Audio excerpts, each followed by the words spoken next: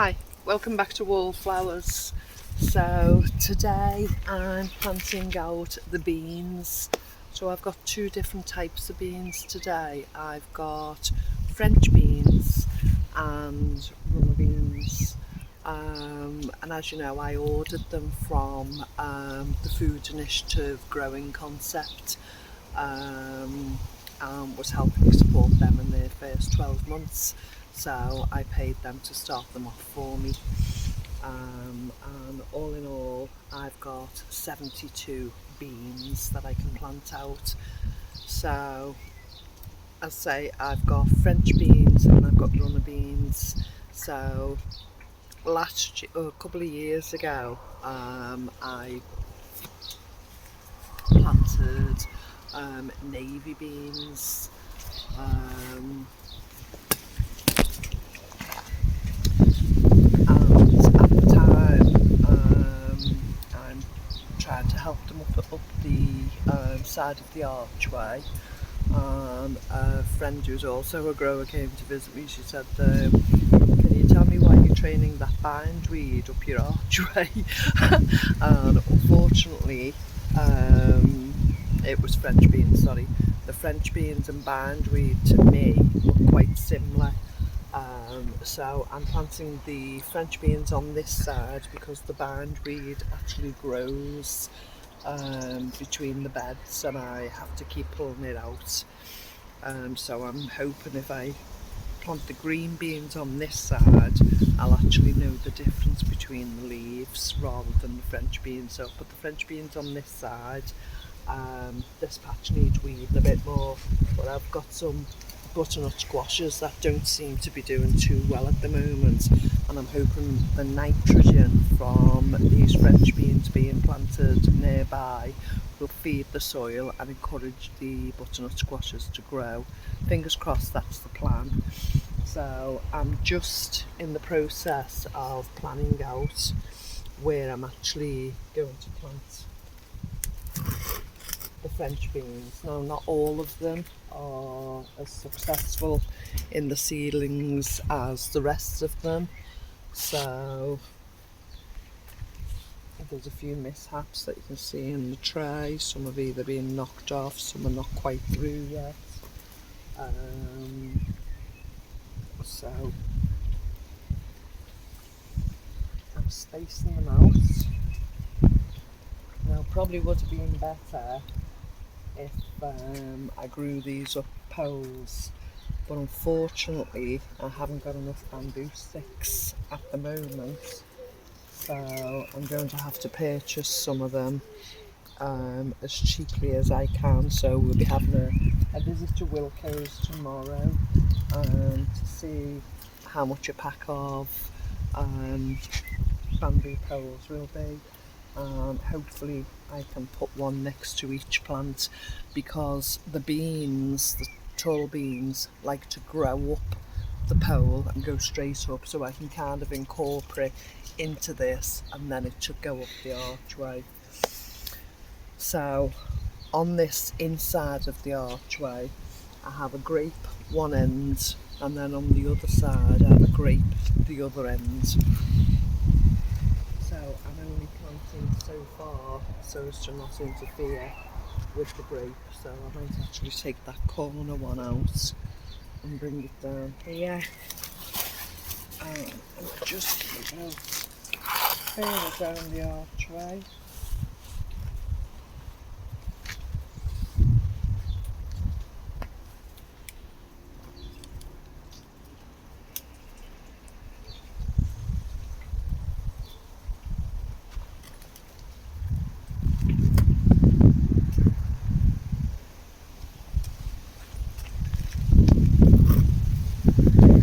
Wallflowers and I have been out for several hours now in the garden, weeding, planting, setting things up, and we're absolutely shattered, we're absolutely filthy. We're near enough done for the day, so I think these are still more green beans.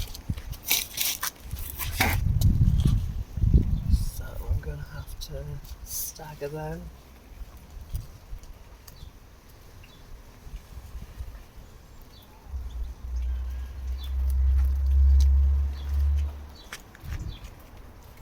The actual tray is great. What they've come in, it's like it's a Charles Dowding tray. So basically, instead of having to put a slim pencil up to push the plugs out, you can actually get your whole finger in to push the plugs out, and it's so simple. So I'm really enjoying being able to just pop my finger in and push them out that way. So you literally just push it up. It's so simple to come out.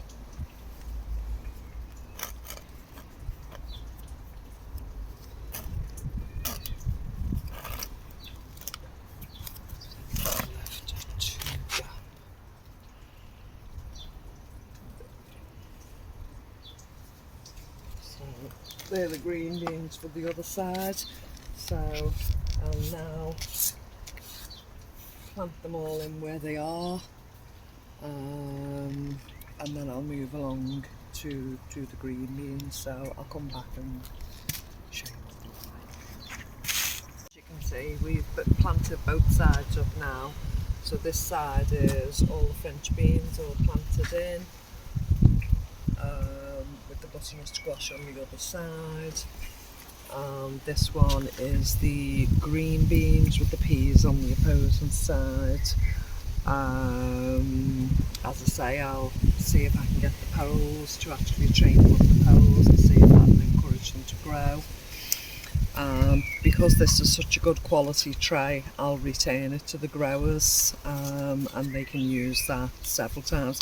It's a lot tougher and firmer. It's really good quality. As I say, it's a Charles Dowding one that you just pop your finger through, but really sturdy and will be used for many years to come. So I'll return that to them. We'll just turn the camera off and we'll move to the other area where we've actually planted the beans as well, because as I say, I've had 72 altogether of both sets, 36 or so of each. So we'll show you that area next. So this area is still quite messy yet, like a lot of the garden, and we're working our way through, but we didn't want to waste time. We wanted to get more planting done whilst the beans were here. So French beans again on this side, and they'll train up this trellis, and on the opposite side of the door we have the runner beans, and again they'll train up. So I'm looking forward to when I come out and they're all tall and grown with the little flowers on them and the continental feel. Really, I really enjoy the feel of when the green beans are actually thick and they're full of flower, so I'll enjoy that. I was also gifted a shepherd's crook as a birthday present, so I'll take you down and show us your cucumber. Old cucumber. My first cucumber.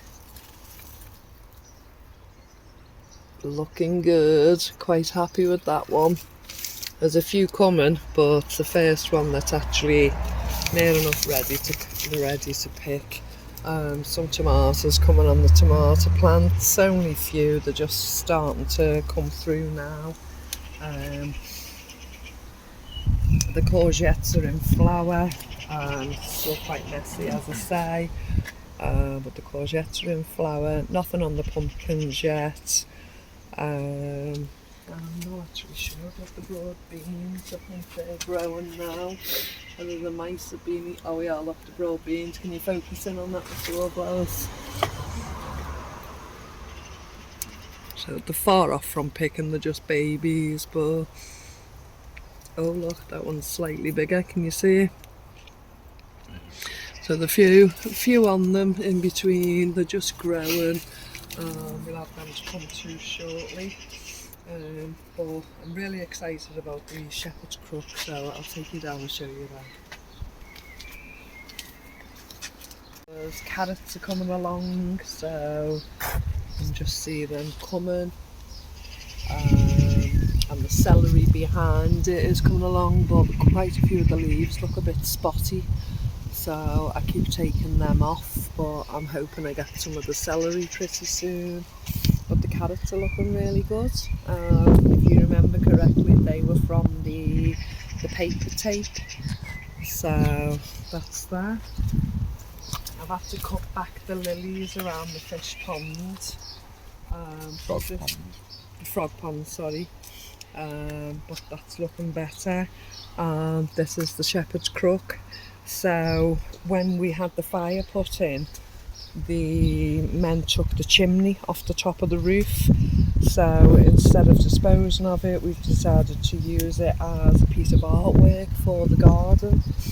So I said to Mr. Wallflowers a few weeks ago, I'd like a piece of artwork or something in the garden. We've been looking at the free site for something either we can upcycle or something, you know, we can incorporate.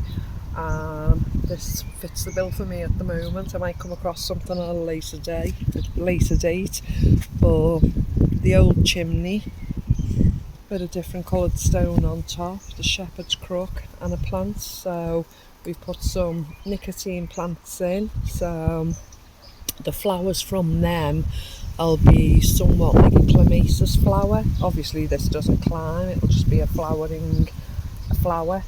And in the centre we have some scented pinks, and I'm just waiting for them to come up again now. This is a sunspot in the daytime when it's not windy. And yeah, so they should come out pretty soon. But yeah, I'm quite happy with my piece of art, so we're calling it.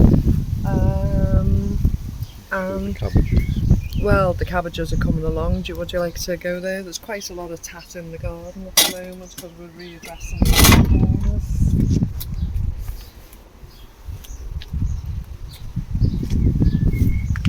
Kale's looking good, isn't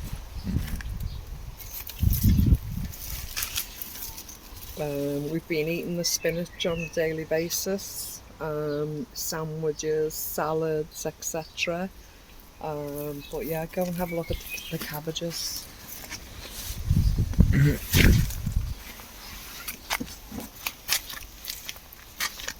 Oh, you've stapled it down, but yeah, the birds are not happy that they can't get into them.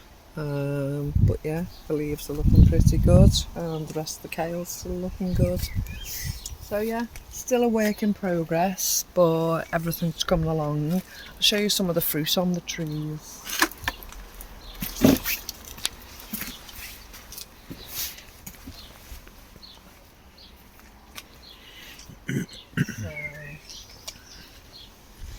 The peaches are coming along. They're a bit sparse because we've had the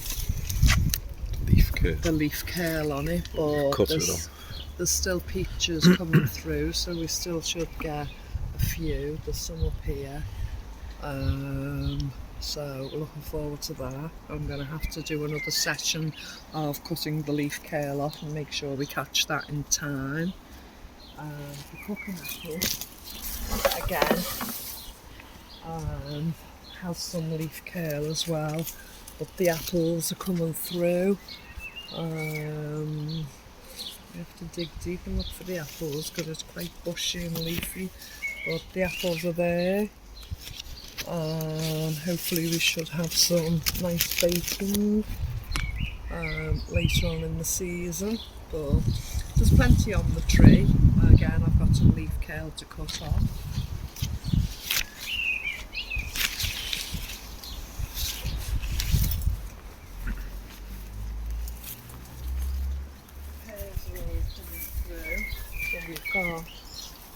We've got the pears coming through on the pear tree, and they do grow a nice size, the pears, so everything's growing the way it should do.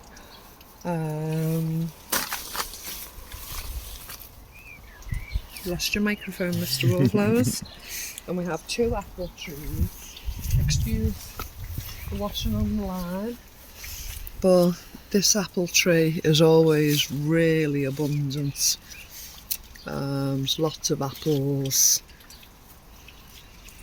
all over the apple tree. Lots of different sizes all coming through. And then the second apple tree was new to us 2 years ago now, and it's just settling in properly. But again, we've got leaf curl on it, and we're going to have to address it. So I'm not sure why this leaf curl is happening, but I'll get the secateurs out tomorrow and I'll address that. The grapes still not producing anything, but is growing really nicely. Survived the winter, which I keep repeating, I know, but as long as it survives this winter, and hopefully maybe the year after, it might produce some fruit, but I can't see it doing it this year. And that's us for fruit trees, really, isn't it? Okay. We've got different fruits, but that can be for a different video. Not really, no, because they're in the shade. We might have to address that and move them. Mr. Wallflowers is asking if there's any currants on the currant bushes, and unfortunately they're in the shaded area.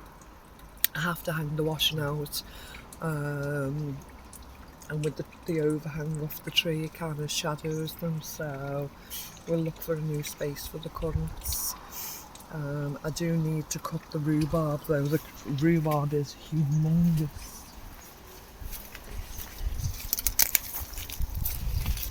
Really big stalks right in the centre of the really huge. I'm trying to move the leaves so you can see them. Shouldn't really pull it, I should twist it, so I don't really want to ruin the plant, but they are massive stalks on the rhubarb.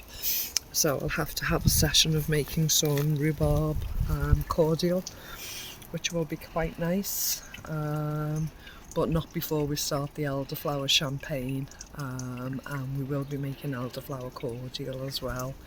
Mr. Wallflowers put a post on the community page, and he's actually going to do the champagne step by step. So tomorrow we will be going to pick the elderflowers. We don't want the white ones, we want the creamy ones with somewhat of the dust and the pollen on them, and hopefully they'll have the best flavour. So tomorrow is the day where we will go and pick elderflowers and start the first stage of the champagne making. Okay, I think I've rambled on quite a little bit, but I hope you've enjoyed seeing what we're doing in the garden so far and how things are coming along. Thanks for joining us, and we'll speak to you again soon. Take care.